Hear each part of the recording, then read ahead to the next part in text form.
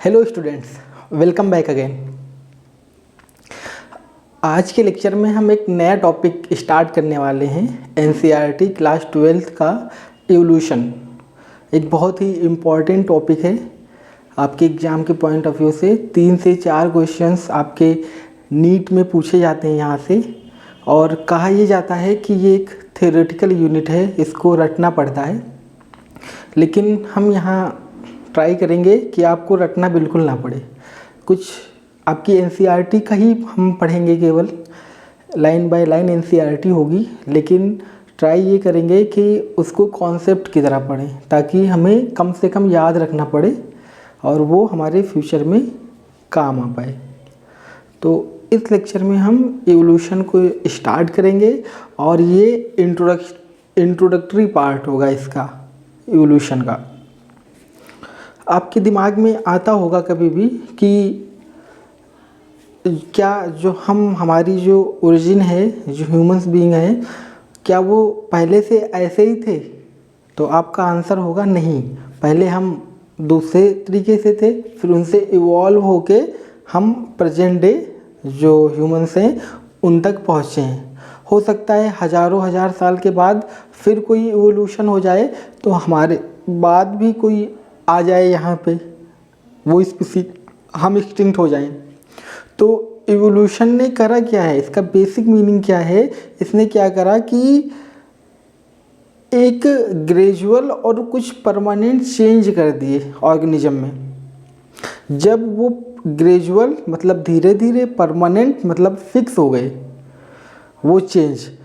जब कोई change permanent होता है तो इसका मतलब है वो जीनोम में पहुंच जाता है। जब वो जीनोम में पहुंच जाएगा तो वो उसमें फिक्स हो जाएगा, और जब वो फिक्स हो जाएगा तो वो जिस तरीके का इवोल्यूशन हुआ होगा, जिस तरीके का म्यूटेशन हुआ होगा, उस टाइप की स्पीसीज बना देगा। तो इवोल्यूशन में आप यही पढ़ते हो कि कैसे एक स्पीसीज से उसकी दूसरी वेरिएंट या दूसरी स्पीसीज बनती चली गई, या नेक्स्ट फॉर्म उस लाइफ का आता चला गया। यही आप पढ़ते हो। इवोल्यूशन में आप बेसिकली जो स्टार्ट करते हो, तो सबसे पहले आप ये पढ़ोगे कि आपका जो यूनिवर्स है इसकी ओरिजिन कैसे हुई। उसके बाद यूनिवर्स बन गया, तो आप यूनिवर्स के अंदर आप रह कहाँ रहे हो? अर्थ पे। तो अर्थ कैसे बना होगा, उसकी ओरिजिन कैसे हुई होगी। फिर उसके बाद इस अर्थ पे आपकी लाइफ फॉर्म्स पाई जा रही हैं, तो लाइफ का ओरिजिन कैसे हुआ होगा। तो हम आज के लेक्चर में यही देखेंगे कि ओरिजिन ऑफ यूनिवर्स कैसे हुआ, कौन सी थ्योरी दी गई, आपकी एनसीईआरटी में कौन सी मेंशन है। ओरिजिन ऑफ अर्थ कैसे हुआ, कैसे ये कूल डाउन होती चली गई।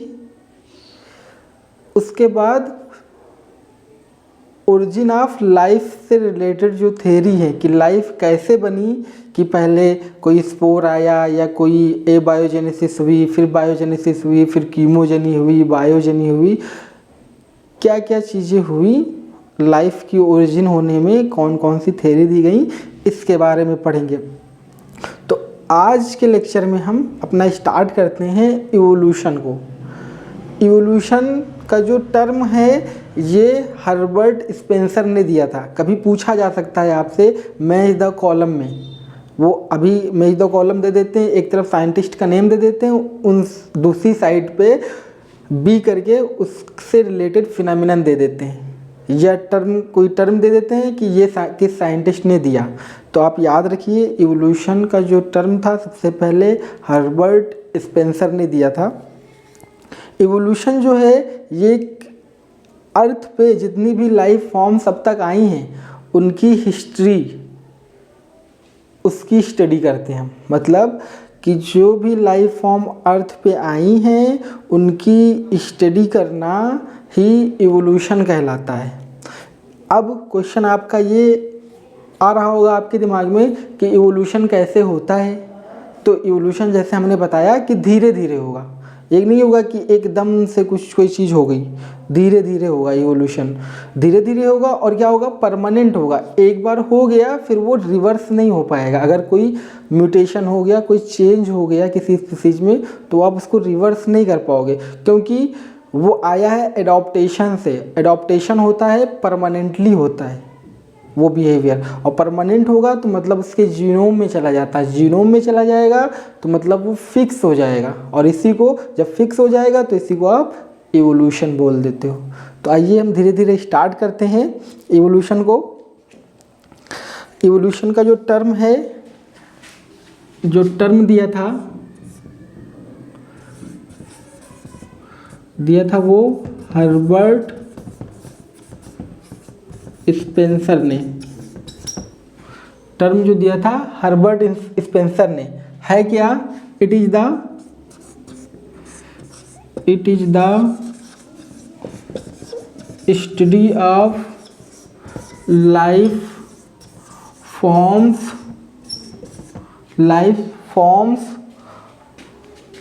it is the study of life forms and their history present on earth। जो भी अर्थ पे प्रेजेंट था लाइफ फॉर्म्स, उनकी हिस्ट्री की स्टडी हम इवोल्यूशन में करते हैं। ठीक है, अब इवोल्यूशन कैसे हुआ होगा? तो ये जो लाइफ फॉर्म्स हैं, लाइफ फॉर्म्स ये आपके फ्लोरा एंड फौना कहते हैं। अब आपके लिए आपकी एनसीईआरटी में यही लिखा हुआ फ्लोरा और फौना का कैसे चेंजेज आए। तो फ्लोरा बोलते हैं प्लांट को, और फौना बोलते हैं एनिमल्स को। फ्लोरा जो होते हैं वो एक जगह पे पाए जाने वाले सारे प्लांट्स जो हैं उनको फ्लोरा आप बोलोगे, ठीक है, और एक जगह पे सारे जो पाए जाने वाले एनिमल्स होंगे उनको फौना बोलोगे। तो फ्लोरा और फौना क्या है? कुछ नहीं है, प्लांट और एनिमल है। इनमें क्या क्या चेंजेज आए, मतलब इनकी बायोडाइवर्सिटी, ठीक है, इनकी बायोडाइवर्सिटी में क्या क्या चेंजेज आए। बायोडाइवर्सिटी मतलब क्या होता है? Different life forms. ये जो चेंजेज हैं इस प्लांट्स और एनिमल्स में, क्या ये एक दो साल में आ गए होंगे? नहीं, मिलियन और मिलियन ईयर्स में ये चेंजेज आए होंगे इनमें। हम बने हैं तो इसका मतलब ये नहीं कि एक साल में, 100 साल में, 200 साल में बन गए, नहीं, हजारों साल लगे होंगे हमको बनने में।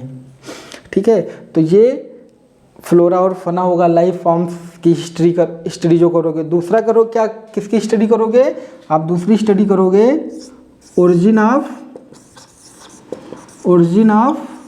लाइफ। और ओरिजिन ऑफ लाइफ अगर आप जब पढ़ना चाहोगे तो उसमें आपको सबसे पहले पढ़ना पड़ेगा ओरिजिन ऑफ यूनिवर्स, क्योंकि लाइफ को होने के लिए पहले वो तो चीज़ तो बने जहाँ पे आप रहोगे, वो इन्वायरमेंट तो बने। तो यूनिवर्स क्या करेगा? वो इन्वायरमेंट बनाएगा। अब इन्वायरमेंट बन गया तो अब कोई ऐसी चीज़ बने जिस पे आप रह सको, तो फिर उसके बाद क्या होगा? ओरिजिन ऑफ अर्थ हो जाएगा। ठीक है, ओरिजिन ऑफ अर्थ हो जाएगा। उसके बाद क्या होगा? ओरिजिन ऑफ लाइफ होगा। फिर क्या होगा? ओरिजिन ऑफ लाइफ होगा। ठीक है, तो ये आपका सीक्वेंस होने वाला है, हम ओरिजिन ऑफ लाइफ में जब पढ़ेंगे। समझ में आ गया होगा। इवोल्यूशन का टर्म हर्बर्ट स्पेंसर ने दिया था। ये जो लाइफ फॉर्म्स हैं उनकी हिस्ट्री को हम स्टडी करते हैं, जो अर्थ पे पाई गई हैं। लाइफ फॉर्म्स किस फॉर्म में पाई जाती हैं? फ्लोरा या फौना के फॉर्म में। इसी को आप बायोडाइवर्सिटी कहते हैं। फ्लोरा प्लांट्स होते हैं, फौना जो होते हैं वो एनिमल्स होते हैं। जब आप ओरिजिन ऑफ लाइफ की बात करोगे तो मिलियन ईयर्स में जो हुआ होगा वो कैसे हुआ होगा? 3 तरीके से हुआ होगा। सबसे पहले यूनिवर्स बना होगा, फिर अर्थ बनी होगी, फिर उसके ऊपर लाइफ आई होगी। ठीक है, अब देखो आगे कॉन्सेप्ट बनाने की कोशिश करिए, बिल्कुल नहीं रखना पड़ेगा, बस केवल जो पढ़ा रहे हैं उसको नोट कर लीजिए एक बार अच्छे से, बस।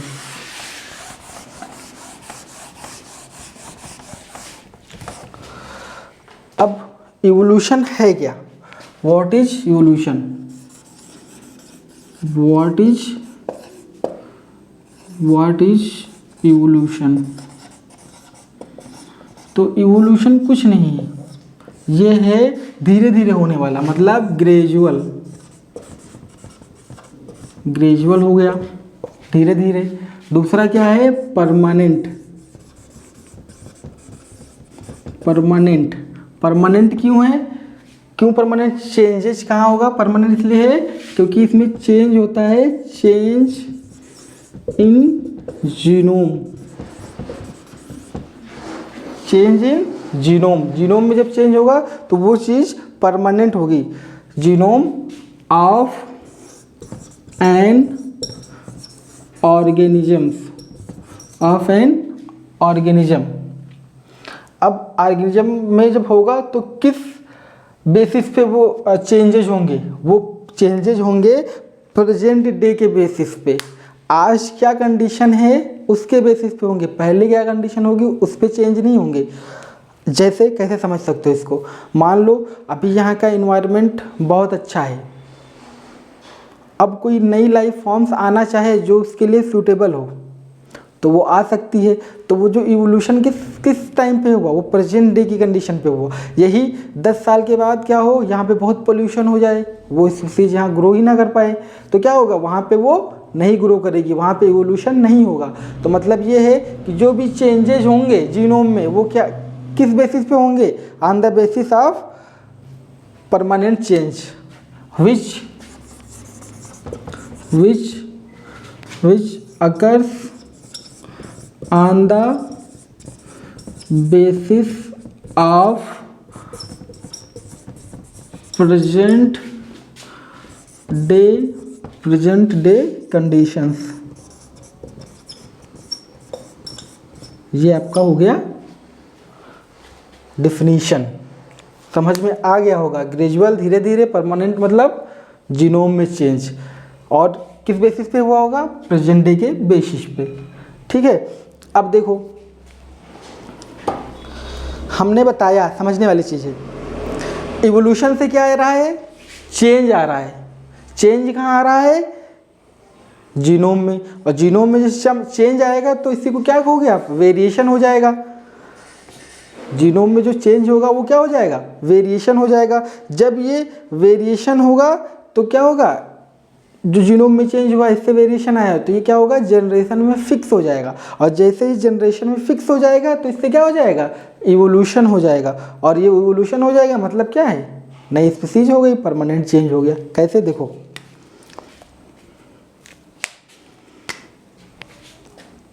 देखो इवोल्यूशन है,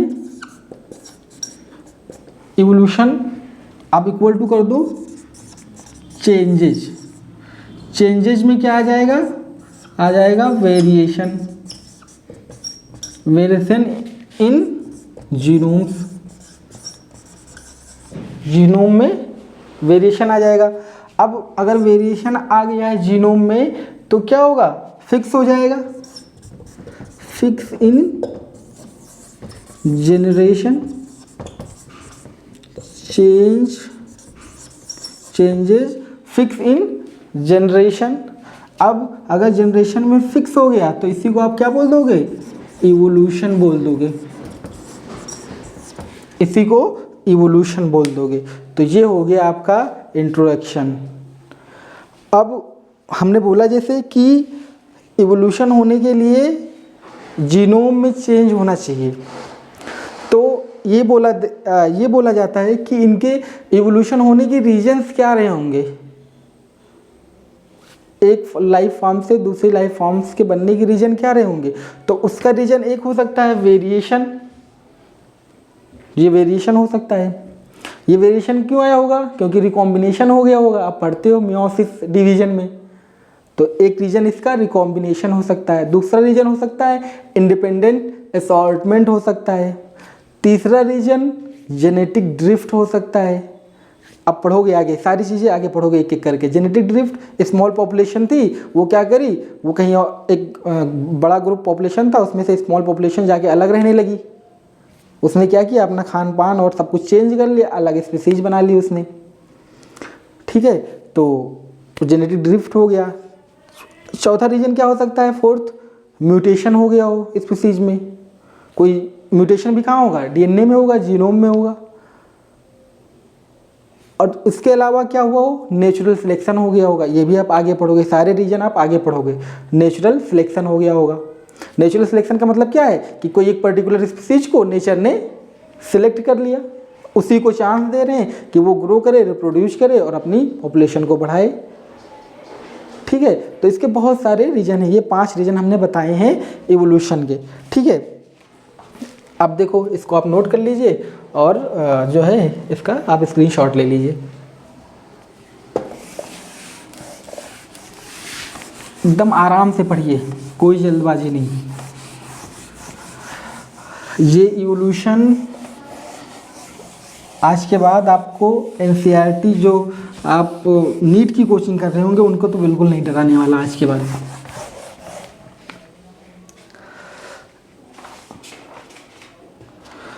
आप लिख सकते हो reasons for change in genome during evolution.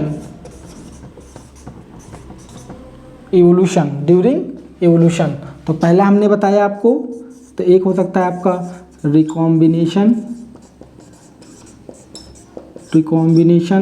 दूसरा हो सकता है आपका इंडिपेंडेंट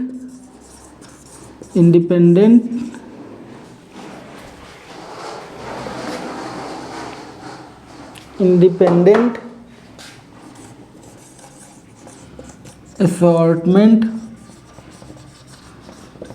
तीसरा रीजन आप हो सकता है जेनेटिक ड्रिफ्ट, चौथा रीजन आपका हो सकता है म्यूटेशन, पांचवा रीजन आपका हो सकता है नेचुरल सिलेक्शन। एनसीईआरटी में नहीं है लेकिन पढ़ोगे आगे एक एक करके। एनसीईआरटी में ऐसे मेंशन नहीं है वहाँ पे इंट्रोडक्शन में, लेकिन ये पढ़ोगे आगे चल के। पता होना चाहिए आपको रीजन क्या हो सकते हैं। अब रिकॉम्बिनेशन कब होता है, मियोसिस 1 के, पैकेटिन के, प्रोफेज 1 के पैकेटिन स्टेज में होता है रिकॉम्बिनेशन, जिसको आप क्रॉसिंग ओवर बोलते हो। इंडिपेंडेंट असॉर्टमेंट कब होगा, एनाफेज में होगा। जेनेटिक ड्रिफ्ट स्मॉल चेंज हो जाए, म्यूटेशन सडन चेंज हो जाए, नेचुरल सिलेक्शन कोई पर्टिकुलर स्पीसीज सिलेक्ट हो जाए नेचर के द्वारा। ठीक है, तो ये कुछ रीजन्स हो गए, इनको आप नोट डाउन कर लीजिए, फिर हम आगे पढ़ते हैं। एक बहुत इंटरेस्टिंग चीज़ बताते हैं आपको। आप पढ़ते हो origin and evolution of earth, या पढ़ते हो origin and evolution of life. अब ओरिजिन और इवोल्यूशन डिफरेंस क्या है इसमें, समझो। ये समझ लोगे, समझ में आ जाएगा कि ओरिजिन क्या है, इवोल्यूशन क्या है और बेसिक डिफरेंस क्या है।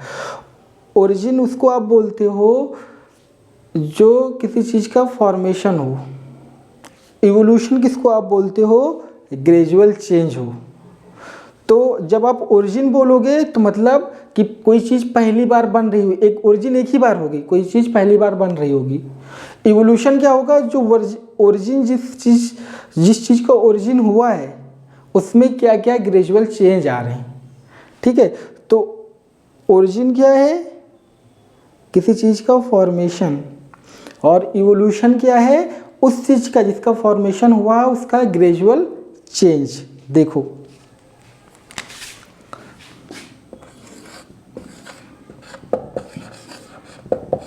ओरिजिन और एवोल्यूशन। ओरिजिन होता है फॉर्मेशन, इवोल्यूशन होता है ग्रेजुअल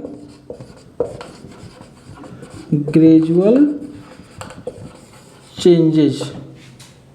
ठीक है, अब क्वेश्चन ये आ रहा है कि जो ये यूनिवर्स बना होगा तो इसकी ओरिजिन कब हुई होगी, और जब ओरिजिन हो गई तो फिर इस पे इवोल्यूशन कैसे हुआ होगा।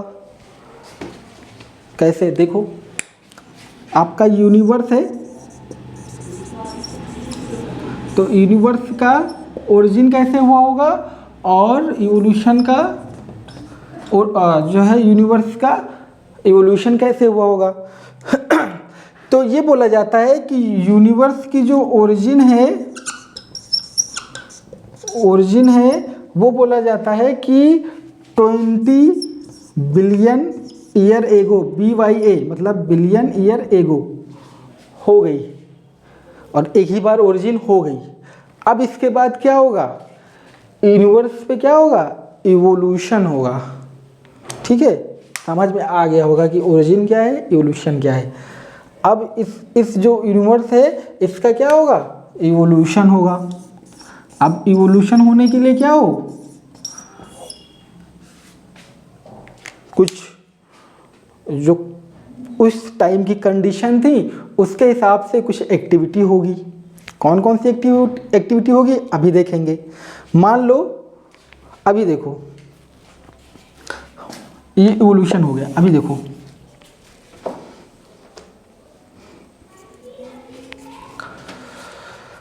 मान लो किसी चीज की ओरिजिन हुई, ये फर्स्ट डे था,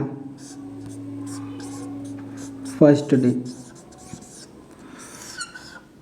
ये क्या हुआ, 1 से 2 साल हो गए, ये 2 से 3 साल हो गई, 3 से 4 4.5। ये बोला जाता है कि जो सोलर सिस्टम है आपका, यूनिवर्स बन गया, अब क्या बनना है, सोलर सिस्टम बनना है। ये बोला जाता है कि जो सोलर सिस्टम है आपका, सोलर सिस्टम है उसकी जो ओरिजिन है वो 4.5 बिलियन ईयर एगो हुई। अब देखो इसको समझो, फर्स्ट डे हुआ 4.5 बिलियन ईयर पहले आपका सोलर सिस्टम बन गया है। सोलर सिस्टम का आना जरूरी है, नहीं आएगा तो आप सरवाइव नहीं कर पाओगे। ठीक है, कैसे आया है ये सोलर सिस्टम अभी पढ़ेंगे हम, बिग बैंग थ्योरी। ठीक है, बिग बैंग थ्योरी अभी पढ़ेंगे। फर्स्ट डे जब आया और 1 से 2 साल हुआ जब, तो इसमें कोई आइडिया नहीं, no idea about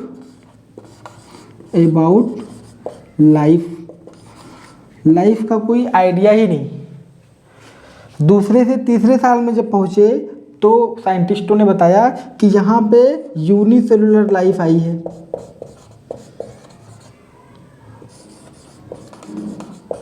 forms of life I. फिर तीसरे से जब 4.5 पे पहुँचे, या प्रेजेंट डे है, ये प्रेजेंट डे यहाँ पे मान लो प्रेजेंट डे है। तो जो ये 3 से 4.5 पे पहुँचे तो ये बोला गया मल्टी सेलुलर लाइफ फॉर्म्स। यहाँ पे यूनिसेलुलर आए थे तो माइक्रोस्कोपिक भी होंगे, यहाँ पे लिख देते हो आप microscopic and unicellular forms of life. तो कुछ इस प्रकार एक हाइपोथेटिकल है, ये कोई ऐसा लिखा नहीं है, लेकिन ऐसे मान लो आप कि ऐसा हुआ होगा। तो आपका यूनिवर्स की ओरिजिन 20 साल बाद 20 बिलियन ईयर एगो हो गई। ठीक है, तो ओरिजिन आप एक बार हो गई है यूनिवर्स की, उसके बाद सोलर सिस्टम की भी ओरिजिन हो गई है। अब सोलर सिस्टम की ओरिजिन हो गई है तो अब अर्थ की ओरिजिन को होना पड़ेगा, और अर्थ की ओरिजिन हो जाएगी तो लाइफ फॉर्म्स पे आना पड़ेगा। ठीक है, तो ओरिजिन एक बार होगी, फिर उसका क्या होगा, चेंजेज आएंगे, उसमें ग्रेजुअल चेंजेज आएंगे धीरे धीरे, तो वो इसी को आप इवोल्यूशन कह देंगे।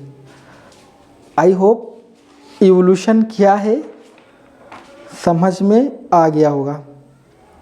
ठीक है, अब हम बात करेंगे ओरिजिन ऑफ लाइफ की। यूनिवर्स हो गया, सोलर सिस्टम हो गया, अब हम बात करेंगे ओरिजिन ऑफ लाइफ की।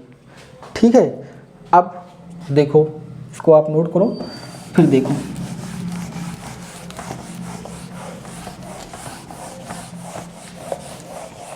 आराम से पढ़ लीजिए, कोई जल्दबाजी नहीं, कोई। अब देखो ओरिजिन ऑफ लाइफ, हम पढ़ते हैं ओरिजिन ऑफ लाइफ। अब लाइफ क्या है, अगर कोई पूछे आपसे लाइफ क्या है, तो लाइफ के लिए दो इम्पॉर्टेंट क्राइटेरिया बनाए गए हैं। एक तो किसी भी ऑर्गेनिज्म में रिप्रोडक्शन की कैपेसिटी हो, और उससे जब वो रिप्रोडक्शन करे तो उससे क्या हो, हेरिडिटी आ जाए। तो लाइफ का दो ही प्रोस्पेक्टिव होते हैं, मतलब कि वो उसमें रिप्रोडक्शन की कैपेसिटी हो और उससे हेरिडिटी हो जाए। ठीक है, तो ये दो फॉर्म हो गए लाइफ के। ओरिजिन ऑफ लाइफ को पढ़ने के लिए हमने बोला नहीं कि पहले वो तो आए जिसके अंदर आप रहोगे, तो पहले यूनिवर्स बनेगा, यूनिवर्स बन जाएगा तो फिर अर्थ बनना चाहिए, अर्थ बन जाएगा फिर लाइफ फॉर्म्स आएंगे। ठीक है, तो सबसे पहले आप पढ़ोगे, अब आपका स्टार्ट हो रहा है, ओरिजिन ऑफ यूनिवर्स। आपके एनसीईआरटी में ऐसा नहीं दिया है, लेकिन लिखा ऐसे ही है। ठीक है, लेकिन बस बना ऐसा नहीं है। फिर उसके बाद ओरिजिन ऑफ अर्थ। फिर उसके बाद थर्ड है आपका origin of life, origin of life. ठीक है, अब देखो ओरिजिन ऑफ यूनिवर्स कैसे आई। तो ओरिजिन ऑफ यूनिवर्स कैसे आया, इसके लिए दो थ्योरी दी गई। एक थ्योरी थी बिग बैंग थ्योरी। ठीक है, ये बिग बैंग थ्योरी, इसी को और थर्मोन्यूक्लियर थ्योरी भी कहते हैं, और बहुत सारे नाम हैं आपके उसमें। बिग बैंग थ्योरी दिया है एनसीईआरटी में, न्यूक्लियर थ्योरी, इसी को आपको पढ़ना है, ये इम्पॉर्टेंट है आपके लिए, इसी को आपको पढ़ना है। दूसरी थ्योरी जो आपकी एनसीईआरटी में नहीं दी गई है, उसको बोलते हैं आप नेबुलर थ्योरी, नेबुलर थ्योरी। और ये नेबुलर थ्योरी इसको पढ़ोगे नहीं आप, लेकिन हम बता देते हैं। ठीक है, लिखवाएंगे नहीं इसको। इसको दिया था लैप्लास ने दिया था इसको। ठीक है, अब ओरिजिन ऑफ अर्थ मैंने बोला सोलर सिस्टम आया है, वो कब आया, 4.5 billion year ago. Origin of life दो तरीके से आप पढ़ोगे, एक तो होगा आपका इसका कीमोजेनी, मतलब केमिकल इवोल्यूशन, दूसरा होगा बायोजेनी, मतलब बायोलॉजिकल इवोल्यूशन। ठीक है, तो ये पढ़ोगे। अब हम स्टार्ट करते हैं ओरिजिन ऑफ यूनिवर्स में बिग बैंग थ्योरी। ठीक है, जो बिग बैंग थ्योरी है ये एबे लेनिटियर ने दिया था, एबे लेनिटियर ने। ठीक है, इसमें हुआ क्या, ये एनसीईआरटी में मेंशन है, इसी को पढ़ाएंगे केवल। बाकी फिर ओरिजिन ऑफ अर्थ पढ़ाएंगे थोड़ा सा, वो एनसीईआरटी में दिया है। फिर उसके बाद हम ओरिजिन ऑफ लाइफ पढ़ाएंगे, जिसमें कौन कौन सी थ्योरी दी गई है, इसको पढ़ाएंगे। साइंटिस्ट ऐसा मानते हैं, जैसा बुक में लिखा है, कि कोई करीब 20 बिलियन ईयर एगो हुआ क्या कि बहुत ह्यूज एक्सप्लोजन हुआ, मतलब खूब बड़ा सा धमाका हुआ, और इतना बड़ा धमाका हुआ कि उसको आप इमेजिन नहीं कर सकते हो। जब ये धमाका हुआ तो हुआ क्या कि जो बहुत बड़ा कोई एक खंड था वो क्या हुआ, स्प्लिट हो गया, मतलब टूट गया, और उससे क्या हुआ, गैसियस क्लाउड बन गया। जब ये गैसियस क्लाउड बना तो इसी को नेबुला कहा। जब ये गैसियस क्लाउड या नेबुला बन गया तो क्या हुआ, अब गैस है तो भागेगी, तो मतलब एक्सपेंशन होने लगा यूनिवर्स का, कि इधर जा रहा उधर जा रहा। देखा होगा आपने उसमें किसी मूवी में कि एकदम दहकती हुई इधर से उधर भाग रही है आपकी जो यूनिवर्स है या गैलेक्सीज हैं। ठीक है, अब वो भाग रही इधर उधर, एक्सपेंशन हो रहा उनका। अब एक्सपेंशन हुआ तो उससे क्या हुआ, धीरे धीरे क्या हुआ कि आपकी जो आपका यूनिवर्स है वो धीरे धीरे ठंडा होने लगा। अब जैसे जैसे वो ठंडा होने लगा, कुछ कंडेंसेशन भी होने लगा और कुछ ग्रेविटेशनल फोर्स भी जनरेट होने लगा। इस कंडेंसेशन और ग्रेविटेशनल फोर्स से हुआ क्या, हाइड्रोजन और हीलियम दो गैसेज फॉर्म हो गई यूनिवर्स में। क्वेश्चन पूछा गया आपसे कि बिग बैंग थ्योरी या जब यूनिवर्स की ओरिजिन हुई तब सबसे पहले कौन सी गैस बनी थी या किन गैस का एक्सपेंशन हुआ था? तो हीलियम और हाइड्रोजन है। हाइड्रोजन सबसे ज़्यादा पाई गई थी इस टाइम पे जब यूनिवर्स आपका बना है। तो ये भी क्वेश्चन है आपका कि जब यूनिवर्स बना तो उस टाइम पे कौन सी सबसे ज़्यादा गैस थी? हाइड्रोजन। अब जो ये हाइड्रोजन हीलियम है ये गैसेज क्या की कंडेंस हुई तो क्या हुआ? जो प्रेजेंट डे की जो गैलेक्सीज हैं, आकाश गंगा जिसको आप बोलते हो, उनका फॉर्मेशन हो गया। ये गैलेक्सीज क्या थी? इनका जो सेंटर पार्ट था वो बहुत हार्ड था, अभी भी बहुत ही हॉट था, और जो इनका जो पीस था, बाहर का जो पार्ट था वो क्या हुआ? वो ठंडा था। तो जो सेंट्रल पार्ट है जो बहुत ही हॉट था, ये बोला गया कि वो सन में कन्वर्ट हो गया।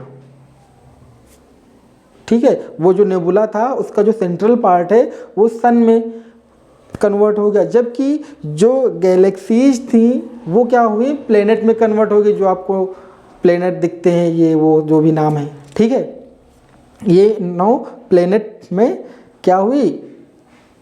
डिवाइड हो गई। फिर उसके बाद हमारा जो सोलर सिस्टम था उसी गैलेक्सी का पार्ट था ये सोलर सिस्टम। इसकी ओरिजिन हो गई और इस सोलर सिस्टम के ओरिजिन बताया गया कि 4.5 बिलियन ईयर पहले हुई है। ठीक है, तो आपको समझ में आ गया होगा। अभी हम लाइन डायग्राम बनाएंगे, एकदम समझ में आ जाएगा। एक लाइन थ्योरी नहीं बनानी है, एकदम कॉन्सेप्ट। फिर समझो, देखो एक बहुत बड़ा धमाका हुआ, उस धमाके से ऐसा धमाका हुआ जिसको आप इमेजिन नहीं कर सकते। तो केवल समझो, इमेजिन नहीं कर सकता। उस धमाके से हुआ क्या कि जो सॉलिड था बहुत बड़ा, वो क्या हुआ? स्प्लिट हो गया। जब वो स्प्लिट हुआ तो वो उसी को नेबुला कह दिया गया। ये नेबुला क्या हुआ? इसका एक्सपेंशन होने लगा। जब एक्सपेंशन हुआ तो इससे गैस निकलने लगी। जो गैस निकली वो हाइड्रोजन और हीलियम थी। ये हाइड्रोजन और हीलियम क्या हुई? कंडेंस होने लगी ग्रेविटेशनल फोर्सेज के कारण, और कंडेंसेशन के कारण क्या हुई? ये धीरे धीरे ठंडी होने लगी। जैसे जैसे ठंडी होने लगी और कंडेंस हुई, और जैसे कंडेंस हुई प्रेजेंट जो गैलेक्सीज है यूनिवर्स की, उनका फॉर्मेशन हुआ। इस नेबुला का जो बना था, जो एक्सपेंशन होने लगा था, इस नेबुला का जो सेंट्रल पार्ट था उससे सन बना दिया, और पेरीफेरी के जो थे वो प्लेनेट बना दिए। और ये माना जाता है कि जो हमारा सोलर सिस्टम है उसी गैलेक्सी का, जो सोलर सिस्टम उसी मिल्की वे, एक जो एनसीईआरटी में मेंशन है मिल्की वे, ये उसी का पार्ट है। और इसकी ओरिजिन जो है सोलर सिस्टम की 4.5 बिलियन ईयर पहले हुई थी। ठीक है, आओ इसी को लिख लेते हैं। बिल्कुल भी जोर नहीं देना दिमाग पे, जो कॉन्सेप्ट जिस तरीके से बता रहे हैं वैसे ही सुन लो, याद हो जाएगा। देखो ये समझ में आ गया होगा। हमको इसमें आपको बिग बैंग थ्योरी पढ़नी, ये नहीं पढ़नी, ये पढ़ना है ओरिजिन ऑफ अर्थ। फिर हम लाइफ फॉर्म्स कैसे कैसे आई है, कौन कौन सी थ्योरी दी गई, इस पे आ जाएंगे सीधा। ठीक है, अब देखो हम पढ़ेंगे ओरिजिन ऑफ लाइफ में सबसे पहले ओरिजिन ऑफ यूनिवर्स। देखो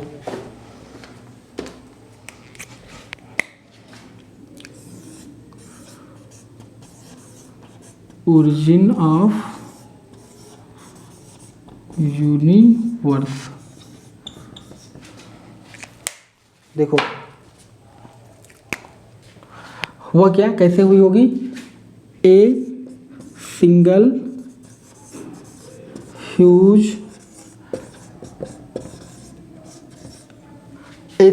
ह्यूज एक्सप्लोजन हुआ, और ये क्या था? अनइमेजिनेबल था। जैसे ही ये एक्सप्लोजन हुआ तो क्या हुआ? ए ह्यूज सॉलिड इंटायरली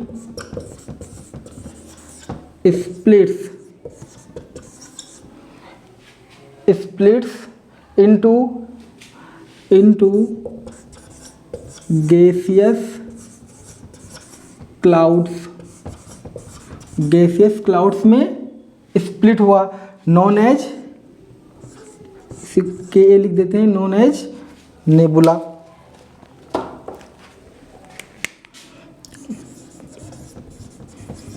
ये जो नेबुला था, हुआ क्या कि expansion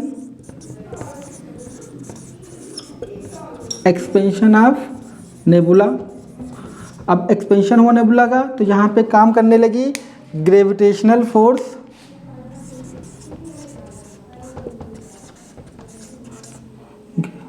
gravitation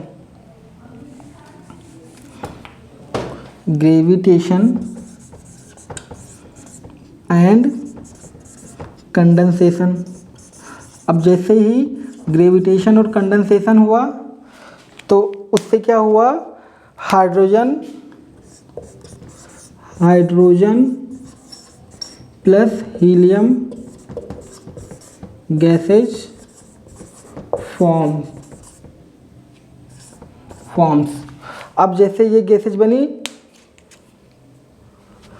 these gases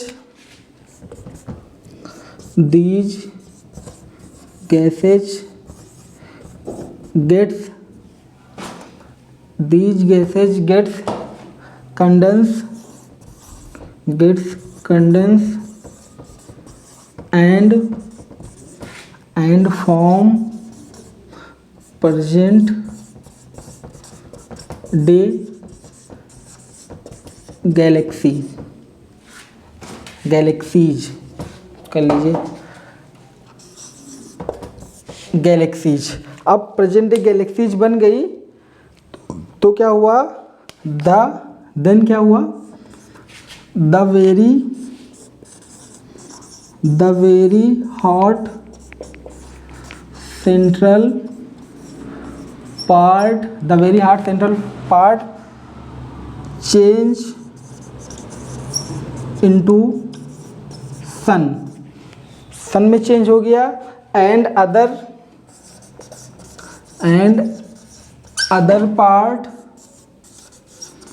parts change into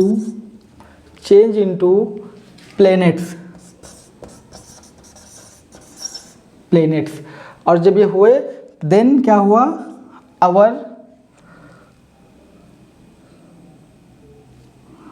our solar system was the part